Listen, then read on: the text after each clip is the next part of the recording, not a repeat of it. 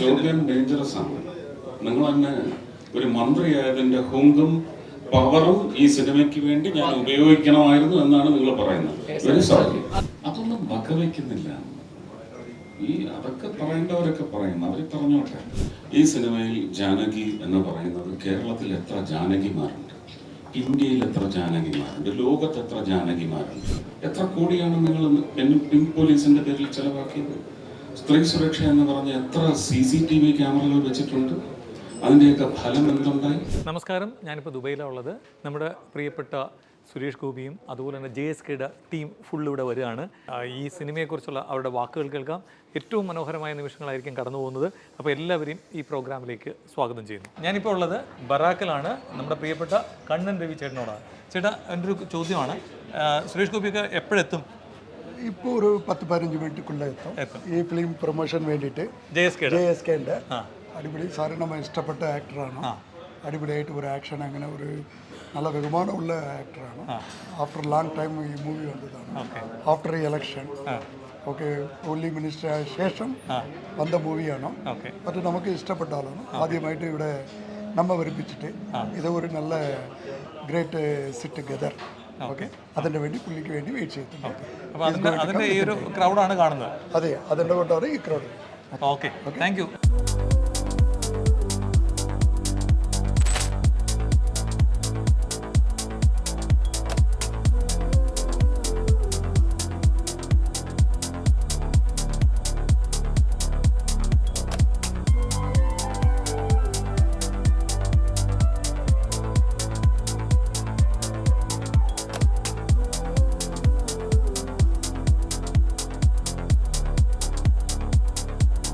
കഴിഞ്ഞ ദിവസം റിലീസായ, കേരളത്തിൽ ഇന്ത്യയിൽ വേൾഡ് മുഴുവൻ റിലീസായ JSK എന്ന മൂവിയുടെ താരങ്ങളും അണിയറ പ്രവർത്തകരുമാണ്. ഈ സിനിമയുടെ പ്രൊമോഷന് വേണ്ടിയാണ് ഇവിടെ എത്തിയിരിക്കുന്നത്. ഈ സിനിമയുടെ നായകൻ സൂപ്പർ സ്റ്റാർ സുരേഷ് ഗോപി, സംവിധായകൻ പ്രവീൺ നാരായണൻ, അസ്ഗർ അലി, നിർമ്മാതാക്കളായ സേതുരാമൻ, കിരൺ, മാധവ് സുരേഷ്, ഒപ്പം തന്നെ ഇതിൻ്റെ ഇവിടുത്തെ ഡിസ്ട്രിബ്യൂട്ടറായ ഫാസ്റ്റ് ഫിലിംസിൻ്റെ പ്രദീപ്, ബിഗ് ഡ്രീംസിന്റെ സുജിത്ത് തുടങ്ങി നിരവധി പേർ ഈ സിനിമയുമായി ബന്ധപ്പെട്ട് ഇവിടെ വന്നിട്ടുണ്ട്. നന്ദി, ഒരുപാട് നന്ദി. എല്ലാ മാധ്യമ സുഹൃത്തുക്കളും ഞങ്ങളുടെ ക്ഷണം സ്വീകരിച്ച് ഇവിടെ എത്തിയതിന് ഒരുപാട് നന്ദിയുണ്ട്. ദുബായിൽ ആദ്യമായിട്ടാണ് ഞാനൊരു പരിപാടി അറ്റൻഡ് ചെയ്യുന്നത്. ഒരുപാട് തവണ വന്നിട്ടുണ്ടെങ്കിലും മാധ്യമങ്ങളോട് ദുബായിൽ ആദ്യമായിട്ടാണ്. നാട്ടിലെ ഒരുപാട് കോൺട്രവേഴ്സീസ് കഴിഞ്ഞു പോയതാണ് ഈ സിനിമ. അറിയാമല്ലോ, ജാനകി എന്നുള്ള വിവാദം, അതിനെ തുടർന്നുണ്ടായ സെൻസർ ബോർഡ് ഇഷ്യൂസ്, അതിനൊക്കെ ശേഷമാണ് സിനിമ ലാസ്റ്റ് റിലീസായത്. അത്യാവശ്യം നല്ല അഭിപ്രായത്തിൽ സിനിമ മുന്നോട്ട് പോകുന്നുണ്ട്. അപ്പം സിനിമയെ പറ്റി എന്തെങ്കിലും കാര്യങ്ങൾ മുന്നോട്ട് ചോദിക്കുക, അല്ലെങ്കിൽ അങ്ങനെ ഒരു പ്രസിഡന്റാണിത്. അപ്പം എന്ത് കാര്യങ്ങളും സിനിമയെ പറ്റിയുള്ള കാര്യങ്ങളെ പറ്റി നിങ്ങൾക്ക് സംസാരിക്കാം. തിയേറ്റർ റെസ്പോൺസ് മോശമല്ലാത്ത തിയേറ്റർ റെസ്പോൺസ് ഉണ്ടാകുന്നുണ്ട്. കുറച്ച് മഴയുടെ കാര്യങ്ങളും അങ്ങനെയൊക്കെ ഉണ്ടായിരുന്നു. പിന്നെ നമ്മൾ റിലീസ് ഡേറ്റ് പല തവണ മാറ്റിയിട്ടുണ്ടായിരുന്നു. ആദ്യം നമ്മൾ ജൂൺ 20 ആയിരുന്നു, അതിനുശേഷം ജൂൺ 27 അതിനുശേഷം നമുക്ക് കിട്ടിയ ഏറ്റവും, അതായത് സെൻസർ സർട്ടിഫിക്കറ്റ് കിട്ടിയ ഏറ്റവും അവൈലബിൾ തൊട്ടടുത്ത ഡേറ്റിലാണ് നമ്മൾ സിനിമ റിലീസ് ചെയ്തിരിക്കുന്നത്. അതുകൊണ്ട് റിലീസ് ഡേറ്റ് എന്നാണെന്നുള്ള ഒരു അവ്യക്തത ആദ്യത്തെ ദിവസങ്ങളിലുണ്ടായിരുന്നു. ഇപ്പം ജനങ്ങൾ അറിഞ്ഞു കേട്ട് തിയേറ്ററിലേക്ക് നല്ലപോലെ തിയേറ്റർ ബുക്കിംഗ് ഉണ്ടാകുന്നുണ്ടോ? എന്ത് തോന്നുന്നു? പബ്ലിസിറ്റിക്ക് വേണ്ടി ഉണ്ടാക്കാൻ പറ്റുന്ന ഒരു കാര്യമായിട്ട് നമുക്ക് ചെയ്യാൻ പറ്റുന്നതായിട്ട് ഫീൽ ചെയ്യുന്നതായിട്ട് എനിക്ക് തോന്നുന്നത് എളുപ്പമല്ല. ഞാനിത് ഇങ്ങനെ മറുപടികൾ ഇത് ഒരുപാട് തവണ നമ്മൾ ഇതിനെപ്പറ്റി സംസാരിച്ചൊരു വിഷയമാണ്. കാരണം അത് വീണ്ടും വീണ്ടും ചോദിക്കുമ്പോൾ നമുക്കുണ്ടാകുന്ന ഒരു വേദനയുണ്ട്. ഇത് ഒരാൾക്ക് ഉണ്ടാക്കാനോ സൃഷ്ടിക്കാനോ പറ്റുന്നതാണെന്ന് എനിക്ക് അറിഞ്ഞുകൂടാ. അത് എങ്ങനെയാണെന്ന് അത് നമുക്ക് അറിഞ്ഞൂടാ. അങ്ങനെയൊന്നും ഉണ്ടായ കാര്യമല്ല. സിനിമയല്ലേ, അത് പല പല കാര്യങ്ങളിലൂടെയാണ് കടന്നു വരുന്നത് ഒരു സിനിമ. അപ്പൊ സ്വാഭാവികമായിട്ട് നമ്മൾ അവസാനത്തെ സ്റ്റേജിൽ എത്തുമ്പോഴാണ് സെൻസർ ബോർഡിന് മുമ്പിൽ എത്തുക. കാരണം ആ സമയത്താണ് എല്ലാ സിനിമയുടെ എല്ലാ വർക്കുകളും കഴിഞ്ഞിട്ടാണ് നമ്മൾ സെൻസർ ബോർഡിന് മുമ്പിലേക്ക് എത്തുക. ആ സമയത്താണ് നമ്മൾ പോലും ചിന്തിക്കാതെ ഇങ്ങനെ വിവാദം ഉണ്ടാവുന്നതും. ഈ ഒരു പേരുമായിട്ട് ബന്ധപ്പെട്ട ഒരു വിവാദം ഒരുപക്ഷെ സിനിമ കണ്ടിരുന്നോ? സിനിമ കാണുവാണെന്നുണ്ടെങ്കിൽ കുറച്ചുകൂടെ എനിക്ക് മനസ്സിലാക്കാൻ പറ്റുമെന്ന് തോന്നുന്നത്. എന്തുകൊണ്ടാണ് അവർ ആ ഒരു പേരുമായിട്ട് ഒരു വിഷയം ഉണ്ടാക്കിയത് എന്ന സിനിമ കണ്ടു കഴിഞ്ഞാൽ കുറച്ചുകൂടി കണക്ഷൻ കിട്ടും. ഇതിന്റെ ക്രൊണോളജി ഇവിടെ ഡയറക്ടർ പറഞ്ഞതിൽ നിന്ന് ചെറിയൊരു വ്യത്യാസമുണ്ട്. 2022 ഏപ്രിൽ 25 ഞാൻ രാജ്യസഭയിൽ നിന്ന് റിട്ടയർ ചെയ്തു. ആ സമയത്ത് ഞാനിത് ചെയ്യാം എന്ന് ഞാൻ തീരുമാനമെടുക്കും. ഈ അനുപമ പരമേശ്വരൻ അതിന് മുമ്പ് തന്നെ ഇത് ചെയ്യാമെന്ന് സമ്മതിച്ച് ഈ റോള് ആര് ചെയ്യും എന്നുള്ള ഒരു ഡിസ്കഷനൊക്കെ നടന്നുകൊണ്ടിരിക്കുകയായിരുന്നു. അപ്പോൾ ഞാൻ തൃശ്ശൂർ താമസിച്ചിരുന്ന വാടകയ്ക്ക് താമസിച്ചിരുന്ന വീടിൻ്റെ ഉടമസ്ഥനാണ് പ്രവീൺ സജിത്ത്, ഒരു മലയാള സിനിമയിലെ പ്രൊഡക്ഷൻ ഡിസൈനർ. അവർ രണ്ടുപേരും കൂടാണ് പ്രവീണിനെ എൻ്റെ അടുത്ത് കൊണ്ടുവരുന്നതും ഈ കഥ കേട്ടതും എനിക്ക് വളരെ ഇമ്പ്രസീവായിട്ട്. സത്യത്തിൽ അന്നത്തെ ആ ഒരു ഷേപ്പിൽ എനിക്ക് ഈ സിനിമ ആവശ്യമാണോ എന്ന് ചോദിച്ചാൽ അല്ല എന്ന് പറയുന്ന ഒരു അവസ്ഥയായിരുന്നു. പക്ഷെ ഞാനിത് ഇഷ്ടപ്പെട്ടു. അങ്ങനെ ഒരു ലാഞ്ചന കാണിച്ചപ്പോൾ പിന്നെ അവർ ചില തീരുമാനങ്ങളൊക്കെ ഉണ്ടാക്കി വീണ്ടും ഒരു 4-5 റീഡിങ് ഉണ്ടായിട്ടുണ്ട്. 2022 നവംബർ 7-ാം തീയതിയാണ് ഇതിൻ്റെ ഷൂട്ടിംഗ് തുടങ്ങുന്നത്. ഇന്ന് ആ സിനിമയിലുള്ള കാര്യങ്ങളെല്ലാം അന്നുണ്ട്. ഇന്ന് ആ സിനിമയുടെ പേരെന്താണോ, ഇന്ന് ആ സിനിമയുടെ ഒരു ഡെസിഗ്നേഷൻ എന്താണോ, അതെല്ലാം അപ്പടി തന്നെ അന്നുണ്ട്. ഇത് പ്രൊഡക്ഷൻ സൈഡിൽ നിന്ന് കുറച്ച് ഫിനാൻഷ്യൽ ക്രൺഷസ് ഉണ്ടായി. അത് കഴിഞ്ഞ് 23 ഏപ്രിലിൽ റിലീസാകുമെന്ന് വിചാരിച്ചു, തീർന്നില്ല. 23 ഡിസംബറിലും ഞാൻ ഇതിൻ്റെ ക്ലൈമാക്സ് ഫൈറ്റ് ഷൂട്ട് ചെയ്യണം. ആ ഫൈറ്റ് ആദ്യം ഉണ്ടായിരുന്നില്ല, അത് അവരെല്ലാം കൂടെ പിന്നെ തീരുമാനിച്ചതാണ് അങ്ങനെ ഒരു ഫൈറ്റ് അവിടെ വേണമെന്നുള്ളത്. അത് അറിയാമല്ലോ അതിൻ്റെ കമേഴ്ഷ്യൽ. സത്യത്തിൽ നമ്മൾ അങ്ങനെയുള്ള സിനിമകൾക്കൊരു കമേഴ്ഷ്യൽ നേച്ചറൂടെ നൽകുന്നതിന് വേണ്ടി ഇത് ഒരു എന്താണ് ഇങ്ങനെയൊക്കെയുള്ള ചില ടെക്നിക്സ് അഡാപ്റ്റ് ചെയ്യും എന്നുള്ളത് അത് പടത്തിൻ്റെ ഒരു ബിസിനസ്സും അതിൻ്റെ ഒരു റീച്ചബിലിറ്റിയൊക്കെ കൂട്ടുന്നതിന് വേണ്ടി. പിന്നെ ഒരുപക്ഷെ അങ്ങനെ ഒരാളിനെ അതിലിട്ട് കഴിയുമ്പോഴത്തേക്കും ഓഡിയൻസിന് ആ ആളിലുള്ള ഒരു വിശ്വാസം ഇതെല്ലാം കീപ്പപ്പ് ചെയ്യാൻ വേണ്ടിയിട്ടാണ്. അത് അങ്ങനെയുള്ള മാറ്റങ്ങളല്ലാതെ ഒരു മാറ്റങ്ങളും ഉണ്ടായിട്ടില്ല. ഇതൊരു പ്രൊപ്പഗാൻഡ സിനിമയാണ് ഞാൻ അങ്ങനൊന്നും അതൊന്നും വകവയ്ക്കുന്നില്ല. ഈ അതൊക്കെ പറയേണ്ടവരൊക്കെ പറയുന്നു, അവർ പറഞ്ഞോട്ടെ, അതിലൊന്നും ഒരു പങ്കുമില്ല. നമ്മൾ എന്താണ് ഉദ്ദേശിച്ചത്?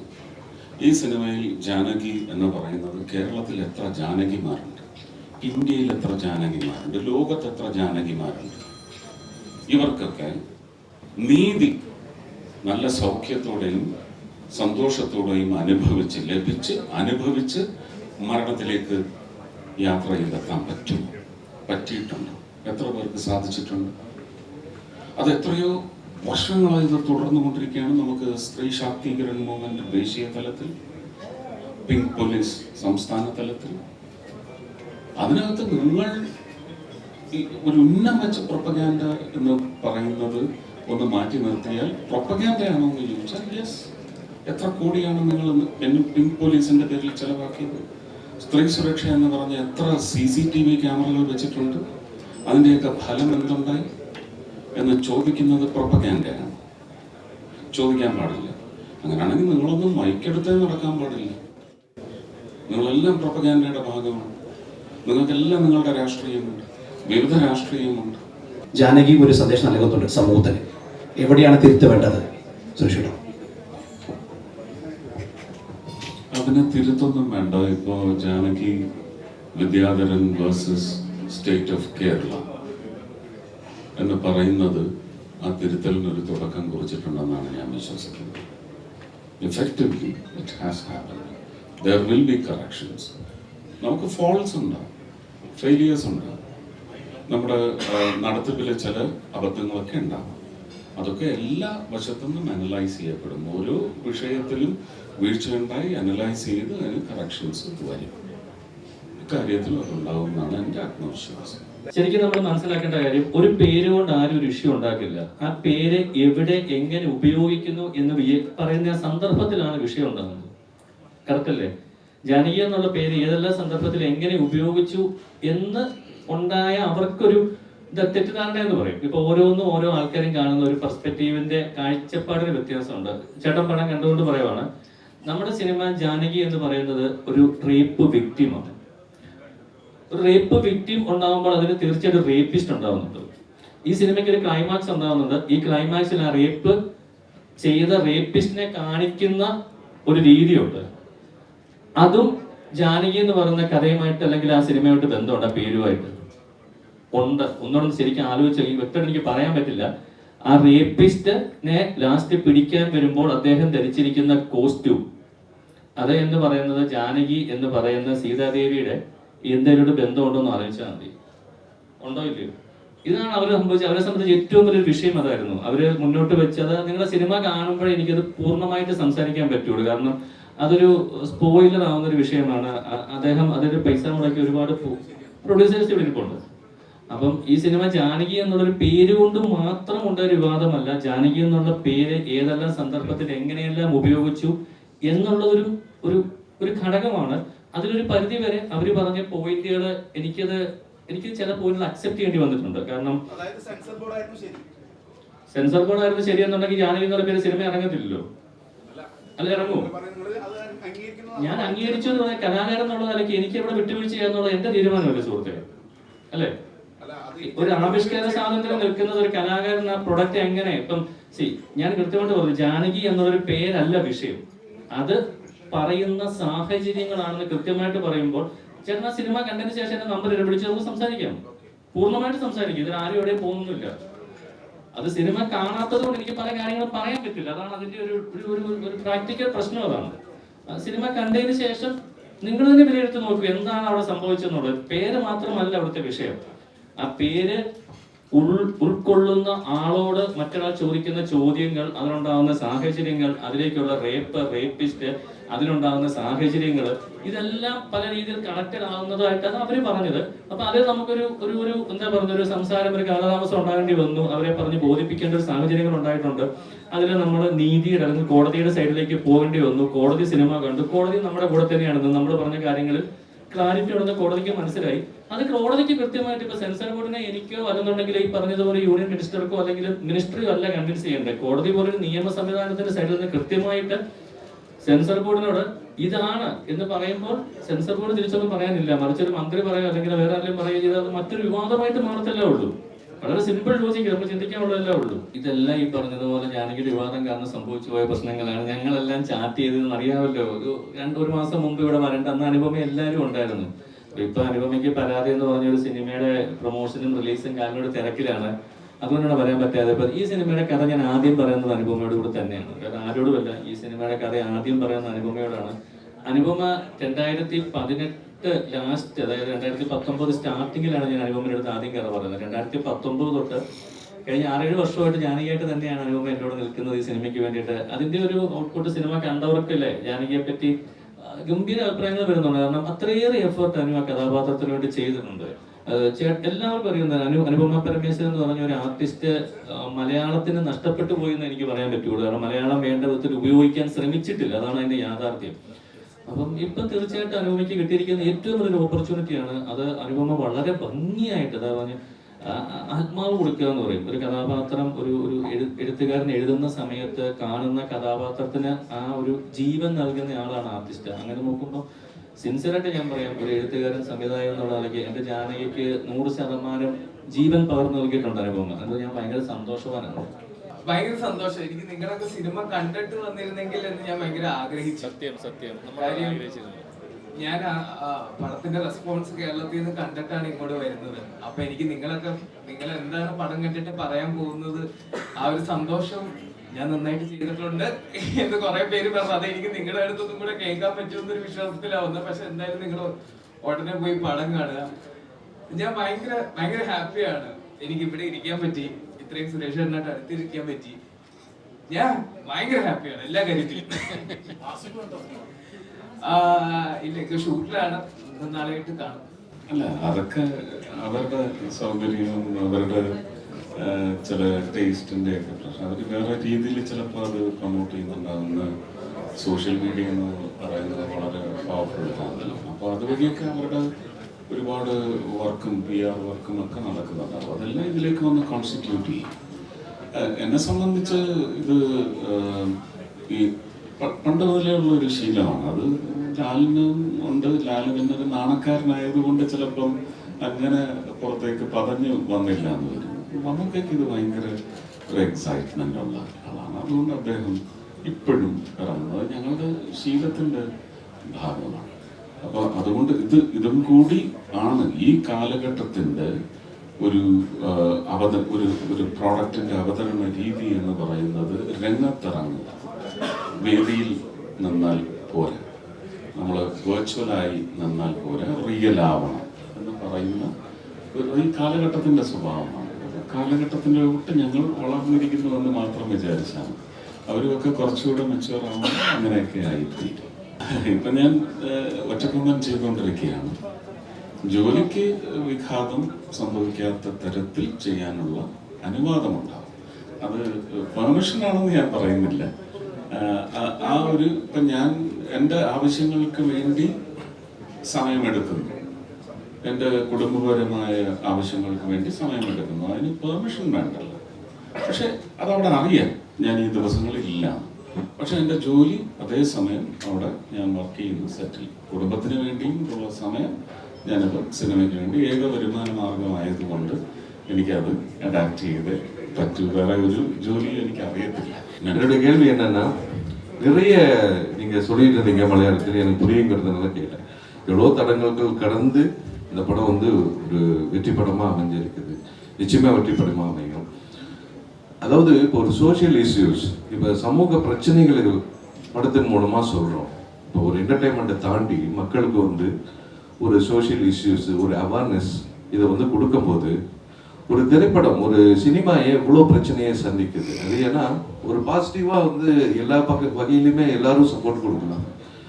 ஒரு சினிமா வந்து சோஷியல் இஷ்யூஸ் சந்திக்கும் போது மட்டும், அதாவது சொல்லும் போது மட்டும், பேசும்போது மட்டும் ஏன் இவ்வளோ பிரச்சனையை சந்திக்குதுன்னு நினைக்கிறீங்க?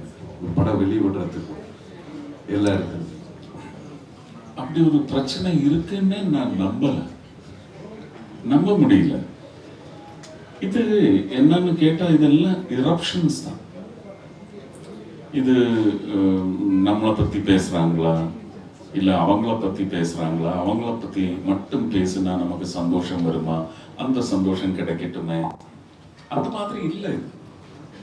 இதெல்லாம் எல்லாத்துக்கும் ஒரு காரணம் இருக்கும். அந்த காரணங்கள் வந்து நமக்கு ரெலவெண்ட் இல்லை. அதான் நான் இதுக்கு முன்ன யாரோ ஒரு கேள்வி கேட்டால் அது நான் இட்ஸ் நாட் ரிலவெண்ட்.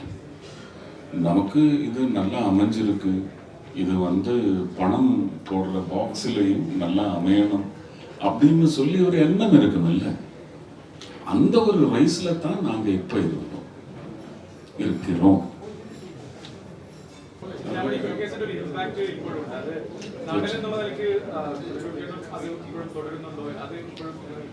അത് ചില കഥാപാത്രങ്ങൾ ചെയ്യുമ്പം ഇപ്പം മാധവനും ഗോകുലിനും ഏറ്റവും വലിയ ബാധ്യത എന്ന് പറയുന്നത് ഞാൻ പ്രേക്ഷകരുടെ ഹൃദയത്തിൽ എന്താണ് സ്ഥാപിച്ചു വെച്ചിരിക്കുന്ന ഒരു കൊടിപാറലുണ്ട്.